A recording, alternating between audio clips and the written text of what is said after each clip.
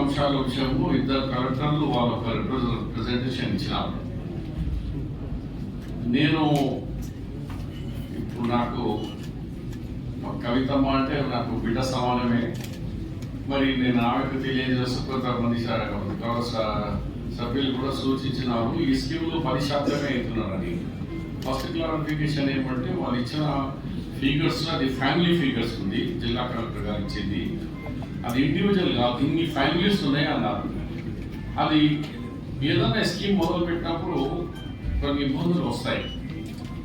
అందు గురించి ఈ మీటింగ్లో మీ సూచనలు చాలా మంచి సూచనలు ఇచ్చినారు. ఆ సూచనలను కంపల్సరీగా రాష్ట్ర ముఖ్యమంత్రి దృష్టికి తీసుకొచ్చి క్యాబినెట్లో పెట్టించి మంత్రివర్యులు ఆయన రెస్పాన్సిబిలిటీ, నేను సలహాదారుగా నా రెస్పాన్సిబిలిటీగా మేము మీరు ఇచ్చిన సూచనలు గౌరవ శాసనసభ్యులు కూడా బ్రహ్మాండమైన సూచనలు ఇచ్చినారు. ఆ సూచనలు తప్పనిసరిగా ప్రభుత్వానికి తీసుకొని ఇస్తామని చెప్తూ ఒక ఎగ్జాంపుల్ రైతు భరోసా కార్యక్రమాల్లో నేను నాకు జరిగిన ఒక ఇన్సిడెంట్ మీ దృష్టికి తీసుకొస్తున్నాను. కవితమ్మ కూడా అయినా నా యూత్ కాంగ్రెస్ లో ఉండే నిర్మల్ ఏరియాలో ఒక మిత్రుడు తర్వాత బీఆర్ఎస్ లో పోయినారు. సరే మాకు పోయినారు. ఒక చాలా దినాల తర్వాత నాకు కలిసినాడు. ఎక్కడున్నా అంటే చంద్రబాబు గారు 6 మాసాలు అమెరికాలో 6 మాసాలు ఊళ్ళో ఉంటున్నా అన్న. అమెరికాలో అంటే ఒక కొడుకు ఒక బిడ్డ అమెరికాలో ఉన్నట్టు వెరీ గుడ్, మాకు అదృష్టవంతుడు ఆయన అన్న. కాదు మరి ఈడేం చేస్తున్నావు ఇండియాలో అంటే ఏం చేసేది లేదన్నా, నాకు 200 ఎకరాల భూమి నాకుంది. అది గోదావరి తక్కువ కలిగి ఉన్నది. గోదావరి ఫుల్ అయినప్పుడు ఆ నది 200 ఎకరాలు ఎక్కడుందో నాకే తెలియదు, గోదావరిలో మునిగిపోతుంది. 8 నెలలు గోదావరి పారుతుంది, 4 నెలలు గోదావరి ఎండిన తర్వాత నా భూమి బయటికి వస్తుంది. నేను బయటికి వచ్చి ఏదన్నా పంట వేద్దామని చూస్తే అలా పంట కాదు, ఒక గడ్డి మొలక కూడా మొలది. కానీ మా కేసీఆర్ దయ వలన, అంటే అప్పుడున్న ముఖ్యమంత్రి గారి దయ వలన నాకు 20 లక్షల రూపాయలు 10,000 చొప్పున 200 ఎకరాలంటే 20 lakhs rupees పర్ ఇయర్ నాకు వస్తున్నది. అంటే ఒక్క పంట ఏది పండదు. నేను ఏం పంట వేసినా కాబట్టి కేరళ శంకర్ घासी आता उसके अंदर పంట కాలాలు వేసుకున్నాం వాళ్ళకి కూడా అవసరం. దాన్ని ఈ రైతు భరోసాలో మనం ఏమనుకుంటున్నాం అంటే నిజమైన రైతు 800 ఎకరాలు ఉన్నా నువ్వు వేసుకొని మంచి పంటలు పండించే వరకు 12 ఇయ్యాల 15 అన్నాము, 12 ఇస్తున్నాము. కానీ దశాల వారీగా ఫండ్స్ తో సహా ఏ స్కీమ్ అనౌన్స్ చేసినా కొన్ని టెక్నికల్ ఇబ్బందులు ఉంటాయని ముందే చెప్పినాను. దాన్ని మీ సూచనలు వచ్చినాయి కాబట్టి దాన్ని రెక్టిఫై చేసుకుంటా ముందుకు పోతుంది. ఈ గవర్నమెంట్ ఒంటితనంగా ఉన్నది. ఈ గవర్నమెంట్ ప్రజాస్వామ్యం పద్ధతిలో ప్రజాప్రతినిధులు కానీ చిన్న స్థాయిలో రైతులు కూడా ఇచ్చిన సూచనలను డెఫినెట్ గా అందరికీ యాక్సెప్ట్ అంటే మేము ముందుకు పోతామని మీకు తెలియజేస్తున్నాను. తర్వాత ఇంద్రమ్మ ఆత్మ భరోసాలో కొన్ని టెక్నికల్ గా చాలా మంచి పాయింట్స్ వచ్చినాయి. ఇవాళ వెరీ ఐఎమ్ అప్రిషియేటింగ్. దాంట్లో ఇప్పుడు మా వెంకటరమణారెడ్డి గారు చెప్పి కామారెడ్డిలో 8 గ్రామ పంచాయతీలు అలా కలిపినారు మున్సిపాలిటీలో. ఇప్పుడు 8 గ్రామాల్లో జాబ్ కార్డ్ లేదు. మరి ఆ జాబ్ కార్డ్ లేనప్పుడు వాళ్ళకు ఈ రైతు కూలి అనేది రాదు వాళ్ళకు. దాంట్లో కూడా నేను మంత్రివర్గం కోరుతున్నాను, నేను కూడా ఇస్తాను, మీరు కూడా అది కూడా నోట్ చేసుకోండి. ఆ 8 గ్రామాల్లో కానీ ఇప్పుడు చాలా మున్సిపాలిటీస్ కొత్తగా చేస్తున్నాం మనం. వాళ్ళకు ఆ గ్రామాల్లో ఉన్న వాళ్ళకు జాబ్ కార్డు లేనప్పుడు ఉంది. కొన్ని చోట ఎమ్మెల్సీ గారు చెప్పినట్టు మీరు వాళ్ళు 22 days ఈ సంవత్సరం 20 days లో బీమాలు ఉన్నా ఏదన్నా ఈ సంవత్సరం చేయకుండా ఎప్పుడైనా ఒకసారి 22 days చేసిందా చేయలేదా 2-3 సంవత్సరాలు కొంచెం దాంట్లో మరొకసారి రివ్యూ చేసుకుంటే కొన్ని ఇచ్చిన సూచనలు చాలా బాగున్నాయి. తప్పనిసరిగా నేను రాస్తున్నాను. నేను కూడా ప్రభుత్వం దృష్టికి తీసుకొస్తానని కూడా తెలియజేస్తూ, అలాగే భద్రత ఈ రేషన్ కార్డు విషయంలో కూడా మనకు ఒక దినంలో కాదు. ఇది 1 day 26 జనవరి అయితే క్లోజ్ దుర్గం కాదు, దుర్గం ఓపెన్ ఉంటుంది. మా ప్రభుత్వం ఉన్నంత దినాలు ఇది కంటిన్యూ ప్రాసెస్. ఏంటంటే రేషన్ కార్డు పెళ్లిళ్ళు అవుతా ఉంటాయి, మనం తండ్రి కొడుకులు అలాగైతేనే ఉంటారు. కొత్త రేషన్ అవసరంగా ఉంటుంది, కుటుంబం వెళ్ళిపోతూ ఉంటుంది. ఇది చేయాలి. గత ప్రభుత్వంలో స్టాప్ చేసేసినారు. దుబాయ్ మస్కత్కు పోయి వాళ్ళ పేర్లు లేవు, వాళ్ళ పేర్లు కూడా యాడ్ చేయాలి. వాళ్ళకు కూడా ఇవి అన్నీ సూచనలు మీరు ఇచ్చిన సూచనలే కాకుండా ఇంకా రాష్ట్ర వ్యాప్తంగా సూచనలు వచ్చినాయి. అవన్నీ చేసుకొని ఇప్పుడైతే ఒకటి ఫస్ట్ స్టార్టింగ్ 26 ఇది ఇప్పుడు ఇచ్చిన దాంట్లో కూడా ఇదే అవుట్ రైట్ కాదు, ఇది గ్రామ సభలు పెడతాం. తర్వాత ఇంద్రమ్మ కమిటీ వాళ్ళతో సహా ఇన్ఛార్జ్ మినిస్టర్ గారు మళ్ళీ దాని మీద సూపర్వైజింగ్ చేస్తారు. ఇవి కంప్లైంట్స్ ఏమి వచ్చినాయి కలెక్టర్ గారు చూస్తారు. దీని తర్వాత ఇది ఆగేది కాదు. అయ్యో నాకు రేషన్ కార్డు రాలేదు, ఎవ్వరు ఆధారపడద్దు, कोई डरने की जरूरत नहीं है। ये राशन कार्ड का कंटिन्यू स्कीम है। ये जैसे जैसे आदमी बढ़ते रहेगा, बच्चा जाके बड़ा होता है, शादी होता है, खानदान बढ़ जाता, अलग हो जाते, उनको सबको राशन कार्ड मिलेगा। डॉक्टर వైఎస్ రాజశేఖర రెడ్డి గతంలో సాచురేషన్ పాయింట్ అందరికీ రేషన్ కార్డ్స్, బీద వాళ్ళు ఉన్నారు, భూమి లేని వాళ్ళు, రైతులు, బీద రైతులు ఎవరు ఉన్నారో వాళ్ళందరికీ భూములు వచ్చేట్టుగా. మరి ఇంద్రమ్మ ఇల్లు విషయంలో కూడా ఇది చాలా అవసరం ఉంది. ఇంద్రమ్మ ఇల్లు అక్కడ కూడా గతంలో కొన్ని అవకతవకలు జరిగినాయని కంప్లైంట్స్ ఉన్నాయి. ఇవి జరుగుతూ ఉంటాయి. కానీ ఎంతవరకు మనము దీన్ని ఆపగలుగుతామో, వాళ్ళకి ఎంతమంది నిజమైన లబ్ధిదారులకు ఎలక్ట్ చేసి మనం ఇవ్వగలుగుతామో దాని మీద మన అందరు కాన్సన్ట్రేట్ ఉండాలా. డెఫినెట్ గా కొన్ని సూచనలు మీరు ఇచ్చినారు. మరి మనము ఫీల్డ్ పోయిన తర్వాత కొన్ని కంప్లైంట్స్ వస్తూ ఉంటాయి. ఆ కంప్లైంట్స్ వచ్చినప్పుడల్లా ఉంది అప్పుడు ప్రశాంత్ చెప్పిన బిల్స్ కూడా పాత్రలు మేము చెప్పిన స్టార్ట్ అయినా కాలేదని హౌసింగ్ డిపార్ట్మెంటే లేకుండే, ఇక బిల్ ఎవరు రికార్డ్ చేయాలి. కాబట్టి హౌసింగ్ డిపార్ట్మెంట్ మళ్ళీ ఇప్పుడు ఎస్టాబ్లిష్ అయిపోయింది. కాబట్టి హౌసింగ్ డిపార్ట్మెంట్ వాళ్ళు మినిస్టర్ గారు కూడా నేను కూడా హౌసింగ్ డిపార్ట్మెంట్ చెప్పి ఈ స్కీమ్ ఏ గవర్నమెంట్ అయినా కానీ గవర్నమెంటే, ఆ గవర్నమెంట్ లో వాళ్ళు 3 lakhs స్కీమ్ స్టార్ట్ చేసినది కానీ, లేకుంటే మనం కూడా దసరా నుంచి ఏమని భూపతి రెడ్డి గారు చెప్పినారు అలాంటిది మనం కానీ. మా సుదర్శన్ రెడ్డి సార్ కూడా చాలా విషయాలు ఆన్సర్ చెప్పినారు. రాకేష్ రెడ్డి కూడా చాలా మంచి సలహా ఇచ్చినారు. మరి ముఖ్యంగా అర్బన్ ఎమ్మెల్యే గారు ధన్పాల్ గారు మా అర్బన్కి అసలే రాలేదు, ఒక ఇల్లు రాలేదని చెప్పినారు. వాస్తవంగా అర్బన్ ఏరియాస్ లో మిస్ అయిన చోట వాళ్ళకు అడిషనల్ కోటాయి కాకుండా మరి ఇప్పుడు ఉన్నదానికి 35 లో ఓన్లీ తక్కువ చూపిస్తున్నారు. దయచేసి ఇద్దరు కలెక్టర్స్ ఉన్నారు. అర్బన్ ఏరియాస్ లో కొంచెం అప్లికేషన్ రావడం అవి ఉంటుంది, ల్యాండ్ ఉండాలి. మెయిన్ గా వాళ్ళకు ల్యాండ్ ఉండాలి. కాబట్టి మనం గవర్నమెంట్ ల్యాండ్ ఐడెంటిఫై చేసి మాస్టర్ ప్లాన్ తయారు చేసి రోడ్స్, డ్రింకింగ్ వాటర్, డ్రైనేజ్ ఇవన్నీ ఒక మోడల్ కాలనీస్ గా మనము తయారు చేస్తేనే వాళ్ళను మనం న్యాయం చేయగలుగుతామని తెలియజేస్తూ, మరి ఇన్ఛార్జ్ మినిస్టర్ గారికి ఇంత టైం తీసుకుని రివ్యూ చేస్తున్నారు. మరియు గౌరవ ఆల్ ఎమ్మెల్యేస్, ఎమ్మెల్సీస్ వాళ్ళకు కూడా నేను కూడా నోట్ చేస్తున్నాను. మీ సూచనలు, మీ సలహాలు నేను రాష్ట్ర ప్రభుత్వానికి, గౌరవ ముఖ్యమంత్రి గారికి తెలుపుతానని తెలియజేస్తూ ఈ అవకాశం ఇచ్చినందుకు ధన్యవాదాలు. ఏదైతే అన్ని విధాలుగా కష్టపడి వ్యవసాయం పండించి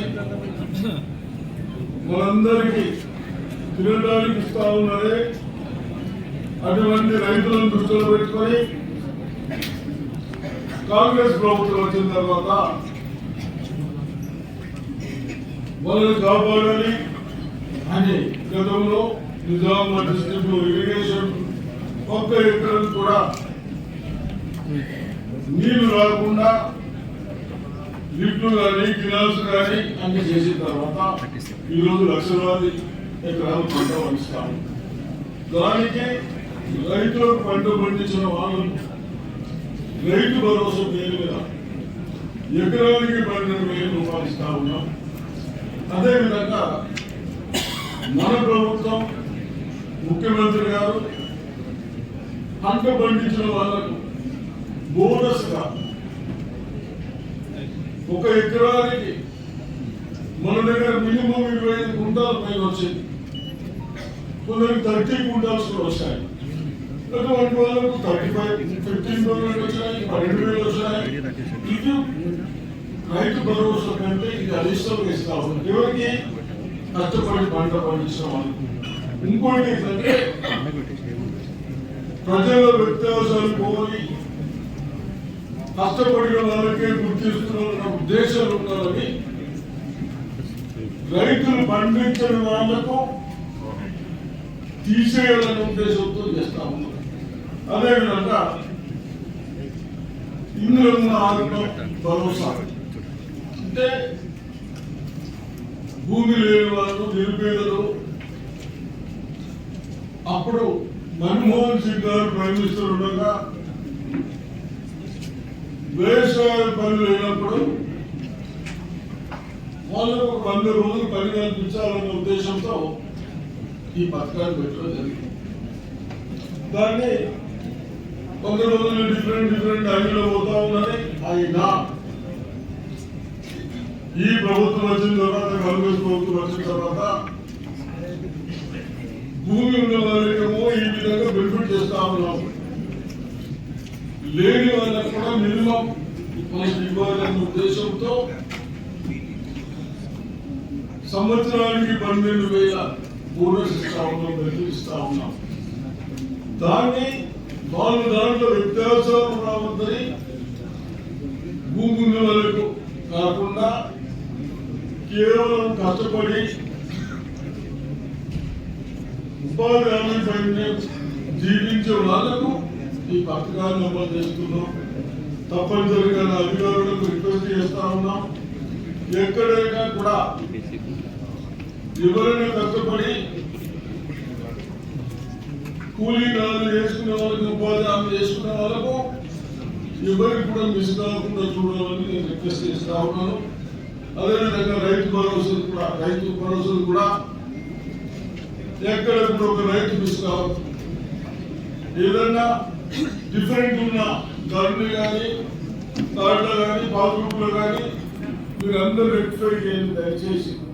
అదేవిధంగా ఆహార భద్రత చాలా రోజుల నుంచి కార్డ్స్ ఇవ్వలేదని బాధపడుతున్న వాళ్ళని దృష్టిలో పెట్టుకొని ఆహార భద్రత కార్డ్ బయట కార్డ్స్ ఇవ్వాలని డిసైడ్ చేసినందుకు నేను సహచర ఎమ్మెల్యేస్ కానీ క్యాబినెట్ మంత్రులు కానీ ఇది చేసినందుకు వాళ్ళని కూడా అభినందిస్తూ మరి ఇంద్రమ్మ ఇల్లు లేక ఓన్లీ థర్డ్ పార్టీ వేసుకొని కూడా జీవించే వాళ్ళు ఉన్నారు, ఓన్లీ టీమ్స్ పై జీవించే వాళ్ళు ఉన్నారు. బహుశా గైడ్లైన్స్ వచ్చినాయి. ఆ విధంగా గతంలో తప్పులు చేసిన విధంగా చేయకుండా ఉన్న వాళ్ళకి ఇవ్వకుండా మనము మన ప్రభుత్వం కానీ మన అధికారులు కానీ వాస్తవాలు ప్రభుత్వ ప్రణాళిక తయారు చేశారు. దాని ప్రకారం చేస్తే బాగుంటుంది. ప్రజలకు ప్రభుత్వానికి గుర్తింపు వస్తుంది, నా అధికారులకు గుర్తింపు వస్తుంది. దయచేసి ఇందులో ఇల్లు కూడా కేవలం మన ఓల్డ్ డిస్ట్రిక్ట్, పాత డిస్ట్రిక్ట్ గవర్నమెంట్ నిజామాబాద్ నియర్లీ 1600 కోట్ల రూపాయల అభివృద్ధికి ఖర్చు పెడతా ఉన్నాం. ఎంత? 1600 కోట్లు సంవత్సరాలు. ఒక్కొక్క ఇంటికి ఇప్పుడు ఇల్లు మోడల్ నిన్న స్టార్ట్ చేశాం. 5 లక్షలు ఇచ్చుకుంటూ మనం కన్స్ట్రక్షన్ చేసుకుంటున్నాం. కాబట్టి తప్పనిసరిగా అటువంటి కూడా ఎక్కడ కూడా మిస్ చేయకుండా మీరు తప్పనిసరిగా అధికారులు వాళ్ళని గుర్తించి వాళ్ళందరికీ ఇల్లు వచ్చేటట్టు చేస్తారని చెప్తూ, అదేవిధంగా మంత్రివర్గులకు 2 ఏదైతే మా ఎమ్మెల్సీ కవితమ్మ గారు నాకు తెలిసినంత వరకు ఒక్క టిప్పర్ కూడా రెవెన్యూ లేకుండా, పర్మిషన్ లేకుండా నడుస్తలేదు అనుకుంటున్నాను. అదేవిధంగా శాండ్ కూడా ఇష్టం వచ్చిన రేట్లు ఉంటే నిజామాబాద్లో 16,000-17,000 ఉంటే మనం ప్రతి దానికి కేవలం ఒక టిప్పర్ ఒకటే రోజు పర్మిటిస్తా ఉంటారు కలెక్టర్ గారు. సెకండ్ హ్యాండ్ వల్ల మిస్యూజ్ అవుతుందని ఇస్తాం, ఒకటే దానికి ఇస్తా ఉన్నాం కాబట్టి ఈడ ఓన్లీ 1200 వచ్చింది. బోర్లలో ఓన్లీ 3000 3 టన్నులు స్టార్ట్ చేస్తా ఉన్నాం. అంటే మొన్నటి వరకు 5000 ఉంది. ఈ విధంగా ఎక్కడైనా పర్మిట్ లేకుండా మీ అందరికి హక్కు ఉంది. ఆ ట్రాక్టర్ కానీ టిప్పర్ కానీ సెట్ చేసే అవకాశం. అది బాధ్యులు ప్రభుత్వం కాదు, అధికారులు ఇతరు. మేము ఖచ్చితంగా చెప్పాం, ఒక్కటి కూడా పర్మిట్ లేకుండా పోవద్దు అని. అదేవిధంగా ఇటువంటి చేసినందుకు ఎస్పీ తప్పనిసరిగా ఎవరైనా గట్టోళ్ళని చూస్తున్నాం కనుక మంచి గట్టోళ్ళు వస్తే బాగుంటుంది. మనం నిజామాబాద్ కానీ అవి గట్టోళ్ళు ఎదుగుతాం. తప్పనిసరిగా ఎస్పీ నేర్పిస్తారు, ఇన్ఛార్జ్ మినిస్టర్ గారు తప్పనిసరిగా నేర్పిస్తారని చెప్తున్నాను. ఎస్పీ కమిషనర్ ఎస్పీ కమిషనర్ గారు నేర్పిస్తారు. మొన్ననే ఇన్ఛార్జ్ మినిస్టర్ గారు మేము డిస్కషన్ చేశాము. ఎవరి మాట వాళ్ళు ఏమిటో మనం అనుకుంటున్నాం, అసలు కొడుకు కష్టం అనిపిస్తుందో చూసి చేపిస్తాం. అదేవిధంగా అధికారులు దయచేసి మీరు నిర్లక్ష్యం చేయకుండా ఈ స్కీమ్స్ అన్ని ఎవరైతే అర్హత ఉన్నారో వాళ్ళకి ఇప్పిస్తారని ఆశిస్తూ ఈ అవకాశం ఇచ్చిన ఇన్ఛార్జ్ మినిస్టర్ గారికి ధన్యవాదాలు. గౌరవ మాజీ మంత్రి